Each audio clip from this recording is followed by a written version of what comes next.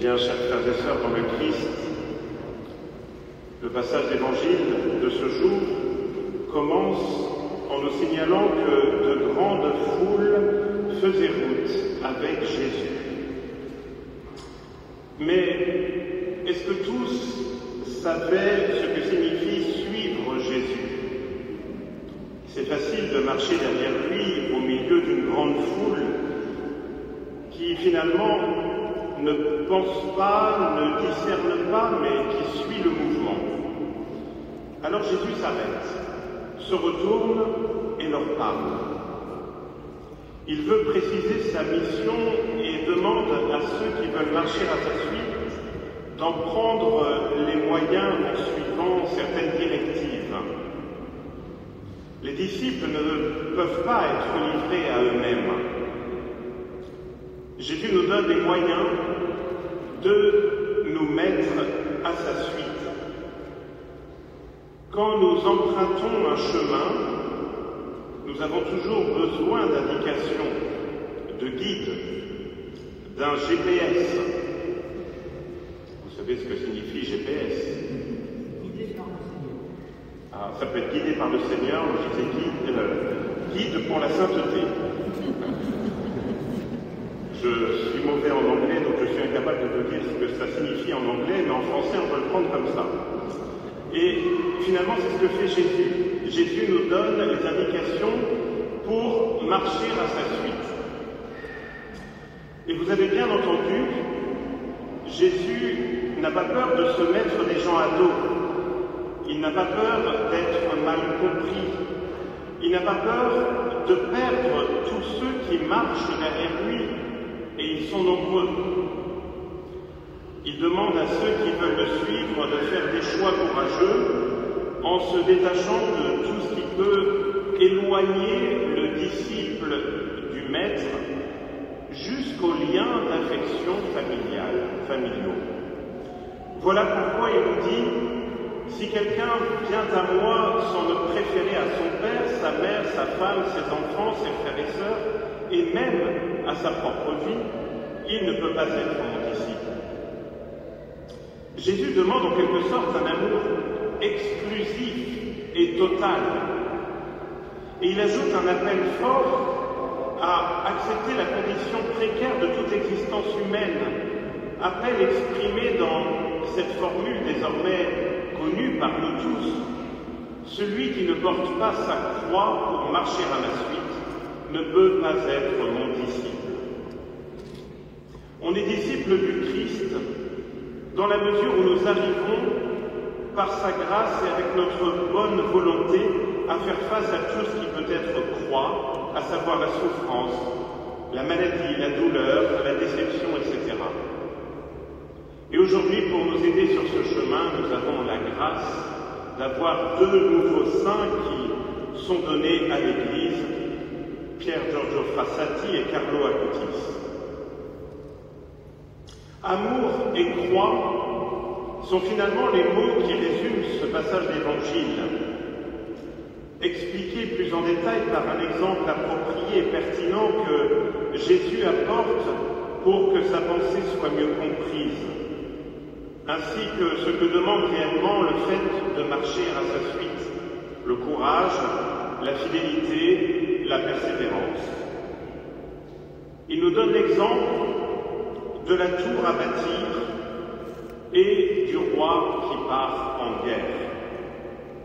Alors je ne reprends pas les deux exemples, mais la morale du discours de Jésus qui se trouve dans le dernier verset. Celui d'entre vous qui ne renonce pas à tout ce qui lui appartient ne peut pas être mon disciple. C'est pas moi qui le dis, c'est Jésus. Jésus ne dit pas de donner un peu de ce que l'on possède, un peu de ce que l'on est, mais tout ce que l'on possède, tout ce que l'on est. Vous voyez, frères et sœurs, pour affronter le bon combat de la foi dans le Christ et pour pouvoir le suivre jusqu'au calvaire et donc jusqu'à la résurrection, il faut se désarmer, se dépouiller. Si nous commençons à mettre des conditions, des oui, mais Jésus a écrit à une autre époque, Jésus a parlé à une autre époque, oui, mais ceci, oui, mais cela, etc. Eh bien, notre marche à la suite du Christ n'est plus authentique et ne répond plus à la volonté du Christ qui veut que nous aimions et que nous portions avec dignité la croix derrière lui. Car lui, le Fils de Dieu, nous précède sur le chemin du calvaire, le chemin qui mène à la sainteté. Nous avons un autre exemple dont notre cathédrale est particulièrement marquée. Eh bien, c'est l'abbé René Giraudet qui sera béatifié le 13 décembre prochain et qui a été baptisé ici même dans cette cathédrale.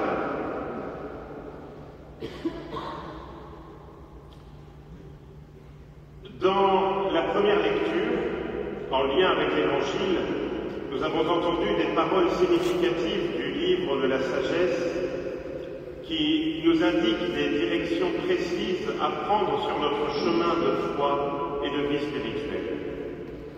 Quel homme peut découvrir les intentions de Dieu?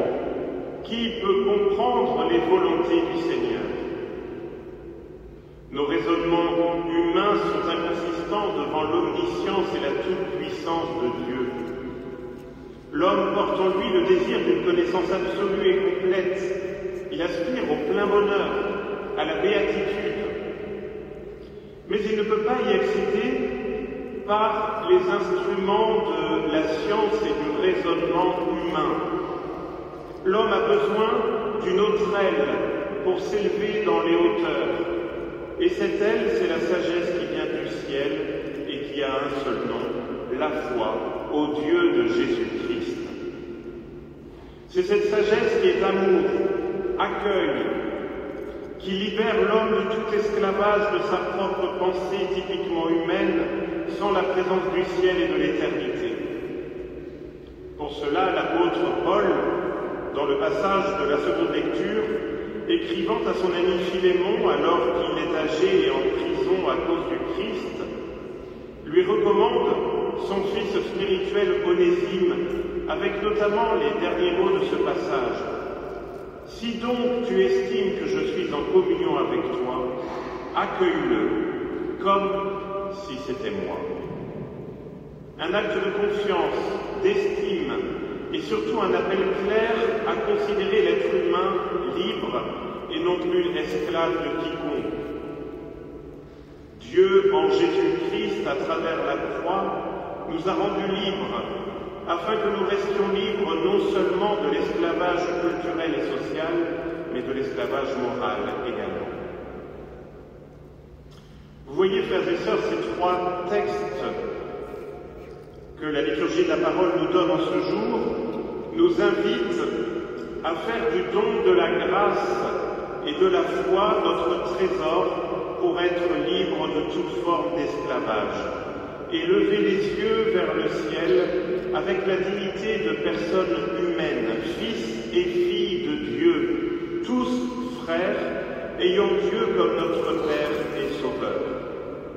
Porter la croix pour suivre Jésus, c'est apprendre de lui et à se donner totalement au Père, en faisant confiance aux dons et aux fruits de l'Esprit Saint, pour rendre l'œuvre de nos mains chaque jour par des actions concrètes d'amour gratuit.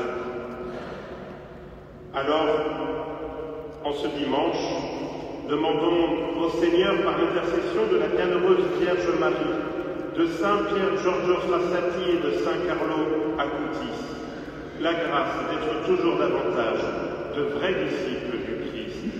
Amen.